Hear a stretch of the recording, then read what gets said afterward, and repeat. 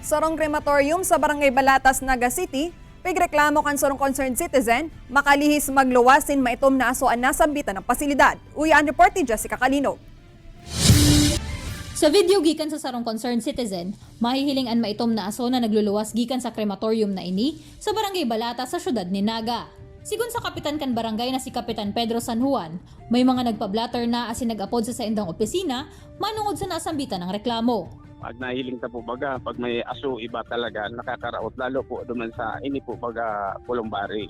Si mga gadan yung piga kaya natatakot po ang mga tao diyan. Katakod kay ni, nagsurat naman subuot si San Juan sa opisina ni Naga City Mayor Nelson Legacion para sa maninigong aksyon asin sa posibleng pag-inspeksyon sa pasilidad nganing masyerto ang seguridad kan mga apektadong residente.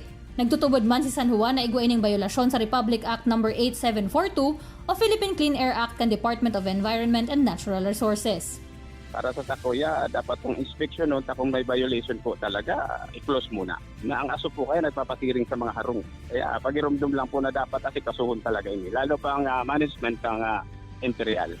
Sa ibong nalado, sigun kay Jess Imperial, Managing Director kan Funeraria Imperial, an maitom na aso na nahiling sa video ang dayman naghaloy nin labi sa sarong minuto, asin an mayor na naging rason subuot kay ni, an pagwara-wara kan kuryente. Pero ito pong yan particular na iyan na napidyohan pong iyan, madalion sa naman po iyan, and at that time, mayo man po dyan, kumbaga mayo pong nakaload na gadan.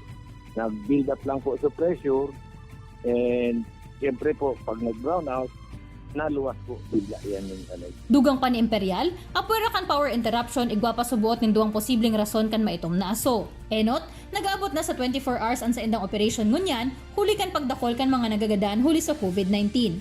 Asin ikaduwa, ang pag-iba kan cadaver bag nagibo sa plastic sa cremation kan mga nagadaan na COVID-19 positive. Ini basado sa direktiba kan otoridad na dayon na ninda pwedeng bukaan ang bag ang test isa iraram sa cremation nganing maibitaran ang exposure kan mga staff sa COVID-19 virus. Katakod kay ni, pigtawan doon man ni Imperial na regular na pigsa sa iraram sa inspeksyon an sa indang mga gamit na makina sa pag-cremate asin naglaag man subuot sindanin filter sa pigluluwasan kan aso hali sa crematorium. Kung totoo po, malinig naman po ang nagluluwas dyan na so dawa po yan may bit na ito. And halangkawang po yan to the point na bago day po yan kumbaga ma-scatter na po yan na day po makaka-apekto, day makakadanyar diyan sa pagtarai. Sa huri, pigshare man ni Imperial na pigigibokan sa indang manhamiento ang gabos na paagi nganing mas mapakarhayan sa indang operasyon. Urog pangunya na nagpapadagos ang laban kontra sa COVID-19. Apuera digdi, bukas man subuot sinda sa posibleng inspeksyon kan LGU magin sa dialogue kaibanan ang mga opisyales kan Barangay Balatas. Ini si Jessica Calinog, Balitang Bicolandia.